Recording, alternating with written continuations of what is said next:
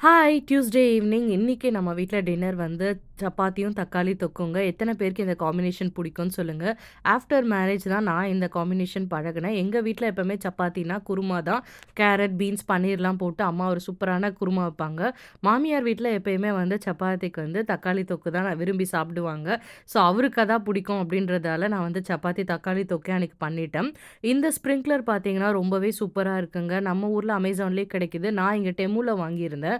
ரொம்பவே நல்லாயிருக்கு. மாவு நம்மளுக்கு தேவையான அளவு உள்ள கொட்டிட்டு, நல்லா யூனிஃபார்மா வந்து நம்மளால ஸ்ப்ரே பண்ணி நம்மளால சப்பாத்தி தேய்க்க முடியுது. மெஸ்ஸும் ஆக மாட்டேங்குது. வீக் டேஸ்ல வேலைக்கு போயிட்டு வந்து சப்பாத்தி பண்றதுக்கு வந்து கொஞ்சம் கஷ்டமா தாங்க இருக்கும். நான் வந்து சண்டேவே வந்து மாவு பெசஞ்சு வச்சுட்டேன்.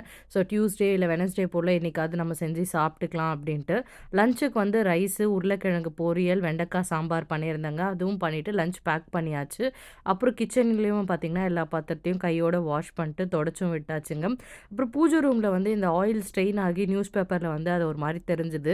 சரி கையோட இதையும் கிளீன் பண்ணிடலாம் அப்படின்னு சொல்லிட்டு நான் கிளீன் பண்ண ஸ்டார்ட் பண்ணிட்டேன்.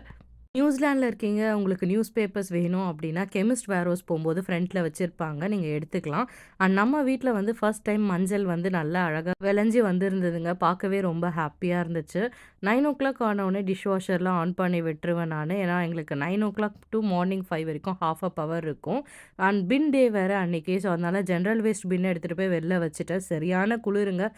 மைனஸ்ல போயிட்டுருக்கு இங்க நேப்பியார்ல, நியூசிலாண்ட்ல.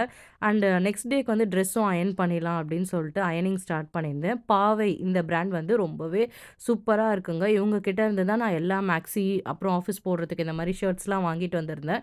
எப்போ போட்டு போனாலுமே எல்லாருமே வந்து ரொம்ப காம்ப்ளிமெண்ட் பண்ணுவாங்க. ரொம்ப கம்ஃபியா இருக்கு. இதில வந்து எந்த பெய்ட் ப்ரமோஷனும் கிடையாது. என்னோட பெர்சனல் எக்ஸ்பீரியன்ஸு. அயர்ன் பண்ணி போட்டோம் அப்படின்னா லுக்கு சூப்பரா இருக்குங்க. இன்னொரு விளாக்ல பார்க்கலாம். பாய்.